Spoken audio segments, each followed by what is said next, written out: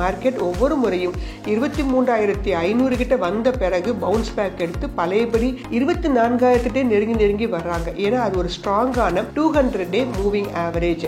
Sovereign gold பாண்டை எதிர்பார்த்து காத்துட்டு இருக்காம நீங்க இப்போது வந்து பாத்தீங்கன்னா கோல்டு மியூச்சுவல் ஃபண்ட்லயோ அல்லது கோல்டு பீஸ்ன்னு சொல்லக்கூடிய விஷயங்களையோ கொஞ்சம் ஃபோக்கஸ் பண்ணுங்க. ஃபாரின் இன்ஸ்டிடியூஷனல் இன்வெஸ்டர்ஸ் இந்த பதிவின் போது கிட்டத்தட்ட ஒரு 39,000 கோடிக்கு மேல என்ன பண்ணிட்டாங்க, அவங்களுடைய ஷேர்ஸை வித்துட்டாங்க. அதே சமயம் நம்மளுடைய டொமஸ்டிக் இன்ஸ்டிடியூஷனல் இன்வெஸ்டர்ஸ் 35,000 கோடிக்கு வாங்கிட்டு வர்றாங்க. எப்போ எஃப்ஐஐஸ் வாங்க ஆரம்பிக்கிறாங்களோ அப்பதான் மார்க்கெட் யூட்டர்ன் பண்ணி திரும்ப ஆரம்பிக்கும். இந்த 200-day மூவிங் ஆவரேஜை இன்னும் உடைக்கல நிப்டி. அதுதான் நமக்கு ஒரு ஆறுதலான விஷயமே தவிர மற்றபடி பெருசா சொல்லிக்கிற மாதிரி விஷயங்கள். கட்டுமானத்தின் வலிமை, கட்டிடங்களின் பாதுகாப்பு, ஸ்ரீ துர்கா டிஎம்டி கம்பிகள். நியூஸ் கஃபே நேயர்களுக்கு வணக்கம். நாம இந்த பதிவுல என்ன பார்க்க போறோம் அப்படின்னு கேட்டீங்கன்னா, நம்மளுடைய ஷேர் மார்க்கெட் அப்படிங்கிறது ஒரு காளையின் பிடியில் இருக்குதா இல்ல கரடியின் பிடியில் இருக்குதா அப்படிங்கிற மாதிரிலாம் இப்பெல்லாம் கன்ஃபியூஷன் ஸ்டேஜுக்கு வந்துட்டோம். ஒரு சில நாள் பார்த்தீங்கன்னா நிப்டியை மட்டும் கிட்டத்தட்ட 200-300 பாயிண்ட் டவுன் ட்ரெண்டு கொண்டு போறாங்க. அடுத்த நாள் பார்த்தீங்கன்னா இன்றைய பதிவின் போதெல்லாம் பார்த்தீங்கன்னா ஒரு 5 மாசத்துல இல்லாத அளவுக்கு ஒரு ஹை. ஒரே நாளில் நிப்டி மட்டும் 570 பாயிண்ட் அப்ல போயிட்டு இருக்கு. சென்சஸ் 2000 பாயிண்ட் பிளஸ்ல இருக்குது. சரி, திங்கக்கிழமை அதே மாதிரி கண்டினியூ ஆகுமான்னு பார்த்தீங்கன்னா ஏத்தின பாயிண்ட் அடுத்த ஏதாவது ஒரு காரணம் சொல்லி என்ன பண்ணிடுறாங்க, இறக்கி விட்டுறாங்க. ஸோ இந்த ட்ரெண்ட் அப்படிங்கிறது எப்போதான் மாறும்? ஒன்று மார்க்கெட் வந்து அப்பில் போகணும், இல்லை டவுனில் போயிட்டே இருக்கணும். ரெண்டு இல்லாமல் இந்த மாதிரி நடக்குதே அப்படின்னு சொல்லிட்டு நேயர்கள் நம்ம எல்லாருக்குமே இன்க்ளூடிங் மீ எனக்குமே ஒரு சின்ன குழப்பம் அப்படிங்கிறது இருந்து கொண்டே தான் இருக்குது. இது எதனால் ஏற்படுது அப்படிங்கிறத முதல்ல நம்ம ரீசன்ஸ் தெரிஞ்சுக்கணும். ஏன் மார்க்கெட் வந்து அப்ட்ரெண்டில் கிட்டத்தட்ட வந்து 25,800 இருந்த மார்க்கெட்டு திடீர்னு தலை குப்புற எதுக்கு இவ்வளோ தூரம் இறங்கிட்டு இருக்காங்க? இதற்கெல்லாம் காரணம் என்ன அப்படிங்கிறத முதல்ல நம்ம தெரிஞ்சு வச்சுக்கணும். இதற்கு மிக முக்கியமான ஒரு காரணம்னு பார்த்தீங்கன்னா, நம்மளுடைய இந்திய பங்கு சந்தைகள் வந்து வேல்யூஷன் அதிகமாக இருக்குது. அதாவது ஒரு கம்பெனியுடைய உள்ளார்ந்த மதிப்பீடு இவ்வளவுதான் இருக்கணும், அதை விட 2 மடங்கு 3 மடங்கு 5 மடங்கு அதிகரித்து காணப்படுது. அதெல்லாம் தான் ஒரு காரணம் அப்படின்னு முதல்ல சொல்ல ஆரம்பிச்சாங்க. அடுத்தபடியாக ஃபாரின் இன்ஸ்டிடியூஷனல் இன்வெஸ்டர்ஸ் இதை முன்னிட்டு செல் பண்ண ஆரம்பிச்சாங்க. ஏன்னா சைனாவில் கொடுத்த அந்த ஸ்டிமுலஸ் பேக்கேஜ் அங்கே மார்க்கெட் டவுனில் இருக்குது, அங்கே போய் ஷேர்ஸ் வாங்கலாம், இங்கே மார்க்கெட் பீக் வந்துருச்சு. அப்போ மார்க்கெட் பீக் வந்துருச்சுன்னா 25,800 தாண்டி 26,000 இல்லை 27,000 போக வாய்ப்பே இல்லையா? கண்டிப்பாக வாய்ப்பு உண்டு. ஸோ இந்த மாதிரி வந்து என்ன சொல்லுவாங்க, இந்த மாதிரி எவர் டைம் ஹைக்கு வரும்போது தங்கள் கையில் உள்ள ஷேர்ஸ் எல்லாம் செல் பண்ணுறது வழக்கம். ஆனால் பப்ளிக் நாம தான் என்ன பண்ண மாட்டோம் தெரியுமா, செல் பண்ண மாட்டோம். அவங்க எல்லாருமே புத்திசாலித்தனமாக எஃப்ஐஎஸ் எல்லாருமே இந்த மாதிரி ஒரு வரலாறு காணாத உயர்வுக்கு ஒவ்வொரு முறை வரும்போதும் சிறிது சிறிதாக அவங்களுடைய ஷேர்ஸ் ஹோல்டிங்கை என்ன பண்ண ஆரம்பிப்பாங்க, குறைத்து கொள்ள ஆரம்பிப்பாங்க. அதுக்கு பிற்பாடு அந்த பணத்தை வைத்து வேற ஒரு கண்ட்ரீஸில் போய் என்ன பண்ணுவாங்க, ஷேர்ஸ் வாங்கவோ இல்லை மற்ற பாண்டு அந்த மாதிரி விஷயங்களில் ஈடுபட ஆரம்பிப்பாங்க. பப்ளிக் நம்மளை பொறுத்த மட்டும் நம்ம ரீட்டைலர் நம்ம என்ன பண்ணுறோம், ஷேர்ஸ் அப்ட்ரெண்டில் இருக்கும்போது அது செல் பண்ண மாட்டேங்கிறோம். இன்னும் கொஞ்சம் ஏறும் அப்படின்னு வைத்துக்கொள்கிறோம். அல்லது இப்போ நம்ம ஷேரை செல் பண்ணி நம்ம என்ன பண்ணுறது, அது அப்பில் வேற போயிட்டுருக்கு, நாம் எதுக்கு செல் பண்ணணும், செல் பண்ணால் அந்த பணத்தை நம்ம என்ன பண்ணுறது? இந்த விஷயங்களால் தான் நம்ம ஒவ்வொரு முறையும் மார்க்கெட் அப்ட்ரெண்டுக்கு வரும்போது ஒன்று விற்பதற்கு மறுக்கிறோம் அல்லது புதிதாக வாங்கிறதுக்கு முற்படுகிறோம். இது ரெண்டுமே தவறான ஒரு செய்கை. ஸோ நீங்கள் எப்போதுமே இந்த விஷயத்தை நீங்கள் இந்த முறை தவற விட்டிருந்தாலும் அடுத்து வரக்கூடிய அப்ட்ரெண்டில் எல்லாத்துலேயும் மாதிரி கவனமாக இருந்து கொஞ்சம் கொஞ்சமாக செல் பண்ண ஆரம்பிங்க. ஸோ அப்போ தான் இந்த பிரச்சனைகள்லேருந்து நாம் வந்து எப்போதுமே தப்பிக்கலாம். ஏன்னா மார்க்கெட் வந்து பார்த்தீங்கன்னா வெள்ளிக்கிழமையும் போது மறுபடியும் ஒரு அப்ட்ரெண்டில், அது ஒரு சந்தோஷமான விஷயம். ஒவ்வொரு நாளும் முதல் நாள் லோ விட அடுத்த நாள் லோ இன்னும் கம்மியாக போயிட்டே இருந்துச்சு. இந்த மாதிரி இருந்தாலே மார்க்கெட் டவுன் ட்ரெண்ட் இருக்குன்னு தான் அர்த்தம். முந்தைய லோ உடைச்சி அடுத்த லோ உருவாகிறது இப்படி இருந்துச்சுன்னா. அப்படி இல்லாமல் முந்தைய லோவையும் உடைச்சி முந்தைய தினத்தோட ஹையை பிரேக் பண்ணி வர ஆரம்பிக்கும் பட்சத்தில் கண்டினியூஸாக 2-3 நாட்கள் அந்த இதே மாதிரி நடந்துச்சுன்னா மார்க்கெட் மறுபடியும் அப் ட்ரெண்டுக்கு திரும்புது அப்படின்னு நம்ம எடுத்துக்கொள்ளலாம். ஸோ நிப்டியோட க்ளோசிங் ப்ரைஸையும் அந்த ஓப்பனிங் ப்ரைஸையும் கண்டினியூஸாக கவனித்து பார்த்துட்டே வாங்க. இது ஒரு விஷயம். இப்போ வந்து பார்த்தீங்கன்னா மார்க்கெட் 23,000 23,907 நிஃப்டி ஸ்பாட் நிஃப்டி முடிச்சிருக்கிறாங்க. ஸோ இதோடைய சப்போர்ட் லெவல் அடுத்த லெவல் அப்படின்னு பார்த்தீங்கன்னா 23,400. ஒருவேளை அதையும் பிரேக் பண்ணிச்சுன்னா 22,700, இன்னும் கொஞ்சம் இறங்குனா 22,300, கடைசியாக போய் நிற்கிற பாயிண்ட்டு 21,700. ஸோ அந்த நிலைமைக்கு வராது அப்படின்னு நான் எதிர்பார்க்குறேன். ஏன்னா மார்க்கெட் ஒவ்வொரு முறையும் 23,500 கிட்ட வந்த பிறகு பவுன்ஸ் பேக் எடுத்து பழையபடி 24,000 நெருங்கி வர்றாங்க. ஏன்னா அது ஒரு ஸ்ட்ராங்கான 200-day மூவிங் ஆவரேஜ்.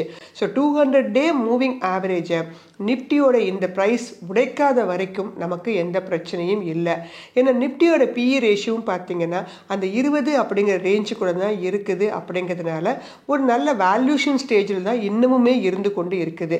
ஸோ இந்த நிலை ஒருவேளை மறுபடியும் அப் ட்ரெண்டுக்கு திரும்புதுன்னா முதல் ரெசிஸ்டன்ஸ் லெவலாக 24,160 வைத்துக் கொள்ளலாம். அடுத்தபடியாக 24,500ஐயும் இறுதியாக 25,000ஐயும் வைத்துக் கொள்ளலாம். ஆனால் டிசம்பர் மாதத்தை பொறுத்த மட்டிலையும் மறுபடியும் ரெசிஸ்டன்ஸ் லெவலுக்கு திரும்புமா அப்படிங்கிறது ஒரு கேள்விக்குறி தான். ஏன்னா மறுபடியும் நல்ல ஒரு குட் நியூஸ் அப்படிங்கிறதெல்லாம் பெரும்பாலும் டிசம்பர் மாதங்களில் கிடையாது. அதனால் நேயர்கள் வாங்கக்கூடிய ஒரு வாய்ப்பாக இதை கன்சிடர் பண்ணுங்க. நான் சொன்ன ஒவ்வொரு லெவல்ஸ் வரைக்கும் வர வரைக்கும் பிரித்து ஒரு 100 ஷேர் வாங்குறீங்க அப்படின்னா பிரித்து வாங்குங்க. அதுதான் புத்திசாலித்தனமாக விஷயமாக இருக்கும். ஒவ்வொரு முறை இந்த மாதிரி அப்பில் வரும்போதும் ஏதாவது ஷேர்ஸ் உங்களுக்கு ப்ராஃபிட்டில் இருக்குதுன்னா அந்த ப்ராஃபிட்டை கொடுத்துட்டு அடுத்தபடியாக ரீஇன்வெஸ்ட் பண்ணுறதுக்கு ரெடி ஆகிட்டுருங்க. ஜென்ரலாகவே டிசம்பர் மாதம் அப்படிங்கிறது இயர் எண்டு. நீங்கள் அந்த சமயத்தில் ஷேர்ஸ் வாங்கக்கூடிய ஒரு வாய்ப்பாக கருதினால் மட்டும்தான் அடுத்து வரக்கூடிய 6 மாதங்களில் நான் சொன்ன இந்த ரெசிஸ்டன்ஸ் லெவல்லாம் ரீச் ஆகும்போது உங்களுக்கும் ஒரு ப்ராஃபிட்டபிளான ஒரு நிலைமையை நீங்கள் எட்டி பிடிக்கலாம். ஸோ மார்க்கெட் டவுன் ட்ரெண்டில் இந்த மாதிரி வந்துட்டே இருக்கும் போதும் கூட சில கம்பெனிகள் பார்த்தீங்கன்னா ஸ்டாக் ஸ்பிளிட்டு, போனஸு, டிவிடெண்ட்டு இந்த மாதிரி நிறைய விஷயங்கள் கொடுத்து கொண்டு தான் இருக்கிறாங்க. ஸோ அந்த மாதிரி கம்பெனிகளாக தேடி பிடிச்சி வாங்குங்க. இல்லை அந்த மாதிரி கம்பெனிகள் வச்சுருந்தீங்கன்னா உங்களுக்கு இந்த முறை இப்போ சமீப காலமாக நிறைய கம்பெனிகள் பண்ண ஆரம்பிச்சிருக்காங்க. இதுவே போன வருஷமும் அதுக்கு முந்தின வருஷமும் கவனிச்சு பாருங்க, நிறைய கம்பெனிகள் இந்த விஷயங்களை பண்ணலை. ஜென்ரலாக டிவிடெண்ட் அப்படின்னு ஒரு கேஷ் பெனிஃபிட் கொடுத்துட்டு தான் இருந்தாங்க. ஆனால் போனஸ், ஸ்டாக் ஸ்பிளிட் இப்போல்லாம் பெரிய பெரிய கம்பெனிகள் ரிலையன்ஸு, விப்ரோ, என்பிசிசி இந்த மாதிரி கேபிஐ இந்த மாதிரி நிறைய கம்பெனிகள் அனௌன்ஸ்மெண்ட் ஒவ்வொரு மாதமும் கொடுத்து கொண்டே தான் இருக்கிறாங்க. ஸோ அந்த மாதிரி கம்பெனிகளாக தேடி பிடிச்சி நீங்கள் வாங்கினீங்க அப்படின்னா இந்த பெனிஃபிட்ஸை நம்ம இந்த சமயத்தில் நம்ம என்ஜாய் பண்ணலாம். ஸோ சமீப காலத்தில் பார்த்தீங்கன்னா அதிகமாக ஒரு இறங்குற கம்பெனி அப்படின்னு பார்த்தீங்கன்னா டிஃபென்ஸ் செக்டரில் இருக்கக்கூடிய அதுலேயும் especially shipping sectors, Cochin shipyard, GRSC and அதே மாதிரி உங்களுக்கு மசகான் டக்கு இந்த மாதிரி கம்பெனிகள்லாம் பார்த்தீங்கன்னா நல்ல ஒரு ரிட்டர்ன்ஸை கொடுத்துட்டு இருந்தாங்க. ஆனால் சமீப காலமாக இறங்கிட்டு இருந்தாங்க. ஸோ இந்த கம்பெனிகள் தற்போது ஒரு வாங்கக்கூடிய ரேட்டில் 200 days மூவிங் ஆவரேஜ் நெருங்கி இருக்கிறாங்க.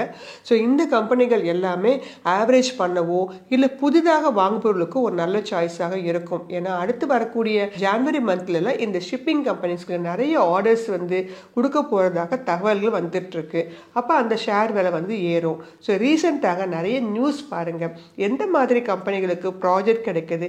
அதே மாதிரி சோலார் எனர்ஜியில் தான் இப்போ நம்மளுடைய மிஸ்டர் கௌதம் அதனுடைய பிரச்சனை காரணமாகவும் அதே மாதிரி டொனால்ட் ட்ரம்ப் அவர்கள் அந்த சோலார் எனர்ஜிக்கு அதிக முக்கியத்துவம் கொடுக்க போவதில்லை அப்படின்னு சொன்னதுக்காகவும் தான் சோலார் கம்பெனிகள் எல்லாமே கணிசமாக விலை இறங்குது. ஆனால் அவருடைய ஊரில் சோலார் கம்பெனிகளுக்கு முக்கியத்துவம் கொடுக்காம போகலாம். ஆனால் இங்கே நம்ம இந்தியாவை பொறுத்த மட்டும் ரினியூவபிள் செக்டருக்கு தான் அதிகமான அளவுக்கு முக்கியத்துவம் கொடுத்துட்டு வராங்க. ஸோ அந்த மாதிரி செக்டரில் இருக்கக்கூடிய especially solar energy, wind energy, hydro energy அந்த மாதிரி கம்பெனிகள்லாம் நீங்கள் தேடி கண்டுபிடிச்சி அதில் உள்ள நல்ல ஃபண்டமெண்டலி ஸ்ட்ராங்காக இருக்கக்கூடிய டாடா பவர், எஸ்ஜேவிஎன், என்டிபிசி அந்த மாதிரி கம்பெனிகள்லாம் நீங்கள் தாராளமாக என்ன பண்ணி வச்சுக்கலாம், சிறுக வாங்கிறதுக்கு ஆரம்பிக்கலாம். இந்த கம்பெனிகளும் உங்களுக்கு ஒரு நல்ல லாபத்தை ஈட்டி கொடுக்கறதுக்கூடியதாகவே இருக்கும். அடுத்தபடியாக பார்த்தீங்கன்னா கோல்டன் வரும்போது சாவரின் கோல்டு பாண்டையே கிட்டத்தட்ட நிறுத்திட்டாங்க போல் இருக்கு, அந்த அளவுக்கு ஆயிடுச்சு. ஏன்னா அந்த மாதிரி சாவரின் கோல்டு பாண்ட் இஷ்யூ பண்ணும்போது கவர்மெண்ட்டுக்கு வந்து ஒரு பெரிய லெவலில் பெனிஃபிட் இருக்குன்னு எதிர்பார்த்தது போக மக்களுக்கு தான் அது பெரிய லெவலில் பெனிஃபிட் ஆயிடுச்சு. ஏன்னா கோல்டு ரேட் வந்து இந்த அளவுக்கு ஏறி போயிடுச்சு அப்படிங்கிற ஒரு காரணத்தினால. ஸோ அதனால சாவரின் கோல்டு பாண்டை எதிர்பார்த்து காத்துட்டு இருக்காம நீங்க இப்போது வந்து பார்த்தீங்கன்னா கோல்டு மியூச்சுவல் ஃபண்ட்லையோ அல்லது கோல்டு பீஸ்ன்னு சொல்லக்கூடிய விஷயங்களையோ கொஞ்சம் ஃபோக்கஸ் பண்ணுங்க. ஏன்னா கோல்ட்மேன் சாக்ஸ் என்ன சொல்லியிருக்காங்க, இன்னும் அதிகமாக கோல்டு ரேட் ஏறதான் போகுது, இறங்காது அப்படின்னு சொல்லிட்டு இருக்காங்க. ஸோ அதனால ஷேர் மார்க்கெட்டுக்கு ஒரு ஆல்டர்னேட்டிவ், ஒரு ஹெட்ஜிங் டூலாக நீங்கள் ஏன் இந்த கோல்டை வந்து கன்சிடர் பண்ணக்கூடாது? ஸோ டிஜிட்டல் கோல்டில் நீங்கள் ஏற்கனவே டிமெட் அக்கௌண்ட் வச்சிருந்து ஷேர் மார்க்கெட்டில் இன்வெஸ்ட் பண்ணிட்டு வரீங்கன்னா நீங்கள் தாராளமாக கோல்டு பீஸ்ன்னு நீங்கள் ஸ்டாக் செலெக்ஷன் பண்ணுற இடத்துல போட்டாலே வரும். நிப்பான் இந்தியா அது வந்து மேனேஜ் பண்ணுறாங்க, ரிலையன்ஸ் குரூப் ஆஃப்ல. ஸோ அந்த கம்பெனி அந்த இது நீங்கள் தாராளமாக கோல்டு பீஸ் வாங்கிக்கலாம். இல்லை உங்களுடைய டிஸ்ட்ரிபியூட்டரை அணுகி கோல்டு மியூச்சுவல் ஃபண்ட் சம்மந்தப்பட்ட ஸ்கீம்ஸ்லாம் இருக்குதான்னு நீங்கள் கேட்டிங்கன்னா எஸ்பிஐ, கோட்டக் அவங்கள்ட்ட இருந்து நிறைய மியூச்சுவல் ஃபண்ட் ஸ்கீம்ஸும் இருக்கிறாங்க. அதில் செலக்ட் பண்ணி நீங்கள் தாராளமாக ஒவ்வொரு மாதமும் ஒரு கோல்டு சம்மந்தப்பட்ட அந்த மியூச்சுவல் ஃபண்டில் இன்வெஸ்ட் பண்ணிட்டு வர்றது, இல்லை கோல்டு பீஸ் வாங்குறது அப்படிங்கிறதும் உங்களுக்கு ஒரு நல்ல ரிட்டர்ன்ஸை வந்து கொடுக்கும். ஜென்ரலாக நேர்கள் நினைச்சிட்டு இருக்கீங்க, வரக்கூடிய ப்ராஃபிட்டை நான் ஷேர் மார்க்கெட்டில் ப்ராஃபிட் பண்ணுறேன், ஆனால் அந்த ப்ராஃபிட்டை மறுபடியும் ஷேர் மார்க்கெட்லேயே நம்ம என்ன பண்ணுறோம், ரீஇன்வெஸ்ட் பண்ணுறோம். அதுக்கு ஒரு ஆல்டர்னேட்டிவ் டூல் நீங்கள் என்னைக்காவது தேடி பார்த்துருக்கீங்களா? ஸோ ஆல்டர்னேட் டூல்னு பார்த்தீங்கன்னா கோல்டு. ஆனால் கோல்டை நீங்கள் ஆபரண தங்கமாக வாங்கும்போது அதில் அந்த அளவு உங்களுக்கு வந்து ப்ராஃபிட்டபிளாக இருக்காது.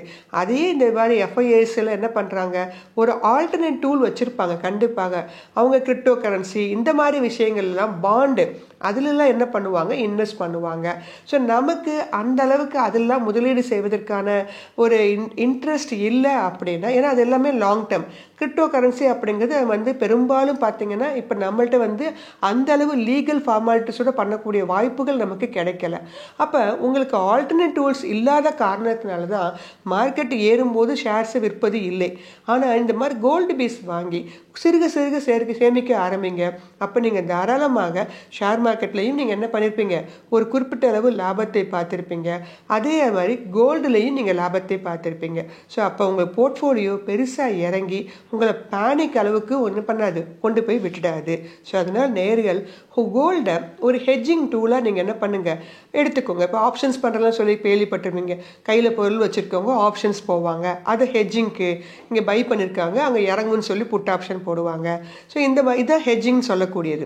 ஒரு சைடு ஏறுனா ஒரு சைடு இறங்கும். ஸோ ஷேர் மார்க்கெட்டில் இன்வெஸ்ட் பண்ணிட்டு இருக்க நமக்கு ஹெட்ஜிங் டூல் என்ன இருக்குதுன்னு பார்த்தீங்கன்னா அருமையான ஒரு சாய்ஸ் இந்த கோல்டு அப்படிங்கிறது. ஸோ கோல்டு அப்படிங்கிறதையும் நீங்கள் தேர்ந்தெடுத்து கோல்டு பீஸாக நீங்கள் வாங்க ஆரம்பிக்கும் பட்சத்தில் நான் சொன்ன 2 வாய்ப்புகளுமே உங்களுக்கு கிடைக்கும். அதன் காரணமாக உங்கள் போர்ட்ஃபோலியோ இறங்குவதற்கான வாய்ப்புகள் கொஞ்சம் கம்மியாகவே இருக்கும் அப்படின்னு நம்ம சொல்லலாம்.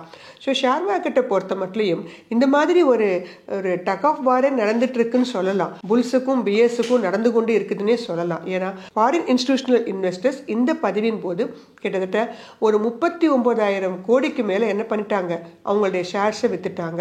அதே சமயம் நம்மளுடைய டொமஸ்டிக் இன்ஸ்டிடியூஷனல் இன்வெஸ்டர்ஸ் 35,000 கோடிக்கு வாங்கிட்டு வர்றாங்க. ஸோ பப்ளிக் ரீட்டைலர் கணக்கு தனி. ஸோ இந்த மாதிரி இருக்கும்போது தான் மார்க்கெட் என்ன பண்ண மாட்டேங்குது, இறங்குவதற்கான வாய்ப்புகள் கொஞ்சம் கம்மி தான். ஸோ அதனால் நேயர்கள் நம்மளுடைய இந்தியன் ஷேர் மார்க்கெட்டு போன தடவை 2020 நடந்த அளவுக்கு பெரிய லெவலில் இன்னும் பாயிண்ட்ஸ் எல்லாம் இறங்கி பிரச்சனையை உண்டு பண்ணுமா அப்படிங்கிற மாதிரி பயந்த சூழ்நிலைக்கு வேண்டாம். ஏன்னா எந்த மாதிரி ஜியோ பொலிட்டிக்கல் சிச்சுவேஷன் பார்த்தீங்கன்னா இப்போது வந்து ஒரு பேனிக்கான சிச்சுவேஷன்லாம் இருக்குது. ஏன்னா ரஷ்யா உக்ரைன் வாரம் வந்து பெருசாக பேச ஆரம்பிச்சிருக்கிறாங்க. இனி ட்ரம்ப் வந்த பிறகு அதோடைய வேகம் இனிமேல் தான் அதிகமாக இருக்கும். ஒன்று ஸ்டாப் பண்ணுவாங்க, இல்லை ரொம்ப வேகமாக மும்முரமாக ஈடுபடுவாங்க.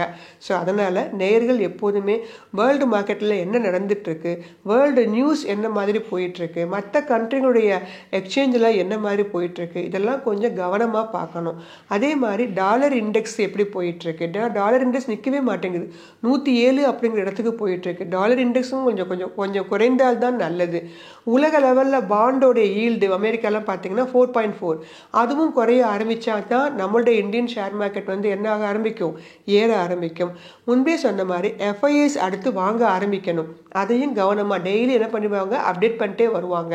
ஸோ மணி கண்ட்ரோல், ஸ்க்ரீனர், இந்த வெப்சைட்லாம் பாருங்கள். டெய்லி எஃப்ஐஎஸ் எவ்வளோ வாங்குறாங்க, எவ்வளோ விற்கிறாங்க. எப்போ எஃப்ஐஎஸ் வாங்க ஆரம்பிக்கிறாங்களோ அப்போ தான் மார்க்கெட் யூட்டர்ன் பண்ணி திரும்ப ஆரம்பிக்கும். இந்த 200 டே மூவிங் ஆவரேஜை இன்னும் உடைக்கலை நிஃப்டி. அதுதான் நமக்கு ஒரு ஆறுதலான விஷயமே தவிர மற்றபடி பெருசாக சொல்லிக்கிற மாதிரி விஷயங்கள் இந்த டிசம்பர் மாதம் வரைக்கும் எதுவும் கிடையாது. ஸோ அதனால் இந்த ஒரு நாள் ஏறுறது அப்படிங்கிறது மறுபடியும் ரேலி திரும்பிடுச்சா அப்படிங்கிறதுக்காக அல்ல. அதுக்காக ரொம்ப இறங்கி 21,000 வரைக்கும் போவதற்கான வாய்ப்புகளும் கொஞ்சம்தான். இந்த டிசம்பர் மாதம் வரைக்கும் நம்ம தாக்கு பிடிச்சிட்டோம் அப்படின்னா, ஏன்னா Q2 ரிசல்ட்ஸ்லாம் முடிஞ்சும் போச்சு. ஸோ பெரிய கம்பெனியுடைய தாக்கம் ஒன்றும் இருக்காது. ஸோ டெய்லி ரொட்டீனாக இந்த டிசம்பர் மாதம் மட்டும் கொஞ்சம் இந்த மாதிரி அப்ஸ் அண்ட் டவுன்ஸோடு நம்ம நகர்த்திட்டோம் அப்படின்னா, அதுக்கடுத்து ஜனவரி மாதத்தில் இருந்து இந்த எஃப்ஐஎஸ் எப்படியாகப்பட்டாலும் திரும்பி வரதான் செய்வாங்க. நம்மளுடைய இந்தியன் கம்பெனி ஷேர்ஸில் இன்வெஸ்ட் பண்ண தான் போகிறாங்க. அப்போ கண்டிப்பாக நம்மளுடைய மார்க்கெட் பழைய நிலையை அடைவதற்கான வாய்ப்புகள் வெகு தூரத்தில் இல்லை. ஸோ நேயர்கள் இந்த ஒவ்வொரு இறங்கு முகத்தில் இருக்கக்கூடிய ஒவ்வொன்றையுமே நல்ல கம்பெனிகள், நான் சொன்ன நிறைய கம்பெனிகள் உங்களுக்கு சொல்லியிருக்கேன். IRB, Tata power, Tata motor, Indus tower, LNT, RVNL, BEL, Suzlon, SBI, HCCC, இந்த மாதிரி ஏகப்பட்ட கம்பெனிகள் இப்போது வந்து பார்த்தீங்கன்னா நல்ல உங்களுக்கு அஃபோர்டபுள் ரேட்டில் கிடச்சிட்ருக்காங்க. இதே தவிர நிறைய கம்பெனிகள் நீங்கள் நல்ல ரேட்டில் கிடச்சிட்ருக்காங்க. அது எல்லாமே இதோட தனிப்பட்ட கருத்து தான். நீங்கள் திறனாய்வு செய்து உங்களுக்கு பிடித்தமான நல்ல கம்பெனிகளாக, ஃபோக்கஸ் அதிகமாக இருக்கக்கூடிய கம்பெனிகளாக, நிறைய ப்ராஜெக்ட்ஸ்லாம் வர இருக்கக்கூடிய கம்பெனிகளாக தேர்ந்தெடுத்தீங்கன்னா இந்த சமயத்தில் அது ஒரு நல்ல வாய்ப்பாக கருதி வாங்கினீங்கன்னா அடுத்து வரக்கூடிய 6 மாதங்களில் நிச்சயமாக நம்ம நல்ல பலனை நம்ம பார்க்கலாம். நன்றி, வணக்கம்.